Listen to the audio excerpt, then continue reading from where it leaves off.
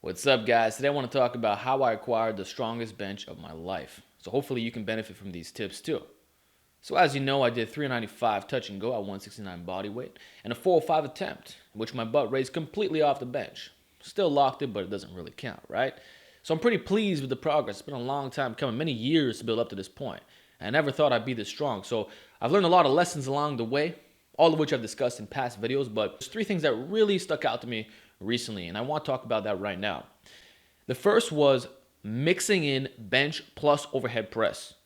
Now, you might think that this is less specific, hence why I did over a year of just straight benching, no overhead press, right?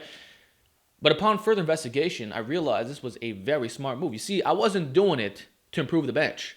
I did it because I wanted a bit more balance. I wanted the muscular benefits of the OHP and the structural integrity effects that it offers. But after doing it for a few months, I realized that it was helping my bench. Why? Because of two reasons.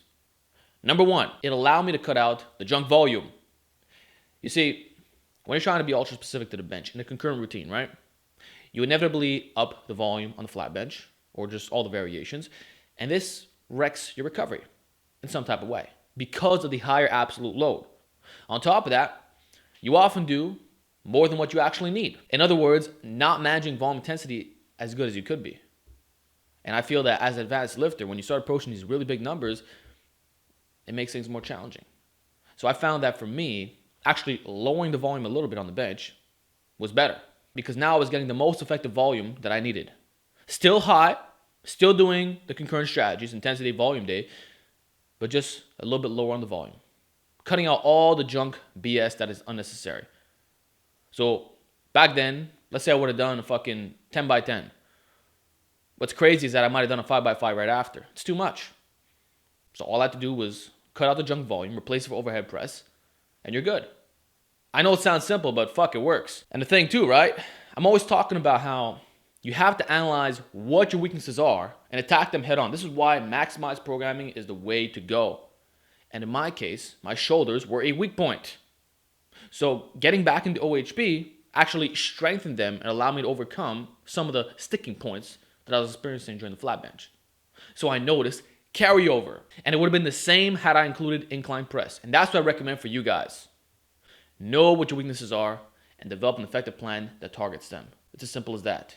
Don't just be this guy who only does flat bench. Just do more bench and get better at benching. Fuck that on a concurrent routine. Mix up the styles, like I'm always talking about. And if you notice that you have additional weaknesses, like weaker shoulders, for example, okay, you up the vertical pressing. I would recommend overhead or incline.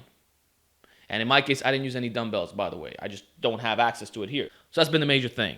Bench and OHP allowed me to cut down the junk volume while getting rid of the shoulder weakness that I had. I didn't realize it was a problem. But I guess when you just do flat benching for over a year straight, it's not optimal, at least in my build, right? So that's the first thing. Second thing, use hard as fuck variations, but also pay attention to your recovery and use easier styles if you have to. What am I talking about? For one, don't be that guy who only does pause bench. I made that mistake before. Use all the styles of benching. Pause, touch and go, and done off pins. That was the missing link for me. There was a time period where I was only doing pause bench. You would never see me do touch and go. And I've done the opposite as well, by the way. Not optimal. Because you're limiting your options. You're limiting the PRs as possible. I realized that there's so many more rep PRs you could acquire when you do touch and go. It's easier to do. And the thing is, right, when you're doing all the difficult variations, it automatically raises. So I found that to override the biological law of accommodation and really improve my performance in a substantial way, I had to include all the styles and constantly rotate them out. I found that the more minimalist I chose to train, the slower my gains would be and the more fucked up my recovery would be as well. You got to constantly mix it up, at least if you're training in my style, at my level. And you've seen this documented in my workout videos. The more I mix it up, the fucking better. I shit you not. And that's another thing too. Using the Swiss bar. Wow, has that been helpful. It's so fucking difficult. I mainly did Swiss bar pause and then Swiss bar off pins. Wow, it's been effective. And not only for bench, but also OHP. So what you're doing is you're finding difficult variations and you're working with it, okay? And then on the flip side, right, let's say you don't feel 100%. What do? Slingshot bench press. Or you treat that for back off work, okay? I'm always using the fucking slingshot because you get the overloading benefits, but now you're enhancing the recovery up here. You do it when you're feeling a little bit banged up, or you just want a hardcore session when you're going all out. Makes you automatically strong in the regular style. So you saw me do this with the red slingshot and then recently the boar slingshot, which has been absolutely fantastic. So I did those. And you saw me do the 1 rep maxes and the 3 sets of 1 at 90%. You know what else has been helpful? Back off sets. Instead of doing more straight sets, I do 1 peak set and then I do 2 back off. Rep PRs, perfect for volume days. And I've done this on all the fucking variations. Actually, I recently did 25 reps, touch and go bench, 225. And that was after being fatigued. So what I'm saying is, you gotta use all the styles. You do this, and your progress is gonna explode like fucking crazy. I didn't have to do linear periodization. I didn't have to do that minimalist stuff. I'm only doing one style, specificity. I didn't do that. I mixed up the fucking styles. I maintained my volume intensity year round. Bench exploded. So use variations like I'm always talking about. It'll make you stupid strong.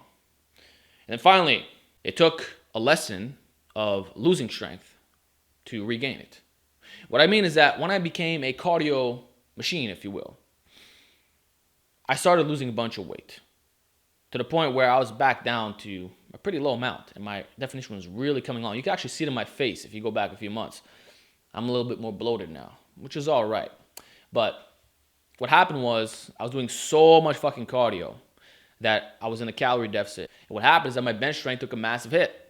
So I had to recalibrate everything. I had to actually start tracking my calories again because when I first started doing the plant-based diet, I noticed that it was difficult for me, okay? I had to track everything. But once I started managing things automatically, I just stopped tracking. But the thing is, with the extra cardio, I was fucking myself now. I was losing all kinds of weight. I was in a deficit, so my bench strength was going down, down, down. But my calisthenics was going up. That's why I didn't realize it was a problem, right? So I took things into my own hands, started calculating the calories again, eating as much as when I was bear mode, introducing a little bit of force feeding as well, calorie surplus, weight came back on. So what I'm saying is that when you're trying to get a stronger bench, it's ideal to be in a calorie surplus. Now, I didn't get that much fatter. I'm 169, 170-ish, okay? But I did eat in a surplus. Very, very, very helpful. And I have no doubt that if you go bear mode, you're really maximizing your leverages and your recovery for benching specifically. It just makes things much easier. And I feel that one of the mistakes I did for such a long time was staying at a lower weight. I would say that I stayed between 163 and 167 for a long fucking time. Too long. I should have done more lean bulking. I thought I was in a surplus back then, and I probably was on certain occasions, but I would say it's more likely that some days I was in maintenance, some days surplus, some days deficit. It was not consistent. So if you're trying to maximize your benching performance, I strongly recommend that you bulk. But you can do it in a lean style. You don't have to do any dirty bulking or stuff like that. Like, I took my time with it, right? But I had to identify that this was a problem, that I wasn't eating enough food, okay? So that's what it was for me, bro. It took an accident of losing strength by being in a deficit and getting leaner unintentionally to realize, like, fuck, my diet is not optimal right now. I got to change things up. So it's all about accountability, and that's about all I can really say. A lot of the things that I've talked about today, I've discussed in the past, but now it's like come full circle. I know what must be done. So to recap, the first thing was doing more overhead press and bench, okay, which made it a little bit less specific, but I cut out the junk volume and I corrected my weakness, which gave me automatic carryover, right? And the second thing was using all the fucking variations, not just pausing, okay? I did the pins, the pause, and the touch and go, and then I was using the Swiss bar for both overhead press and bench, okay? The more variations, the better. And the final thing has been really looking at the diet objectively and saying, you know what, fuck, you gotta eat to get a bigger bench. And once I took care of that and the weight started coming on properly, and I noticed the bloat was appearing, that's when the performance really started to take off. Whereas if I kept it at maintenance and I just tried to maintain that fucking super lean state all the time, it was more difficult. And those are pretty much the major lessons, man. I hope you can apply it to your own training and make all kinds of gains. So that's it, guys. Hope you enjoyed this video. Give me feedback down below. If you got additional bench tips to share, let me know. And that's it. I'll talk to you all in the next video.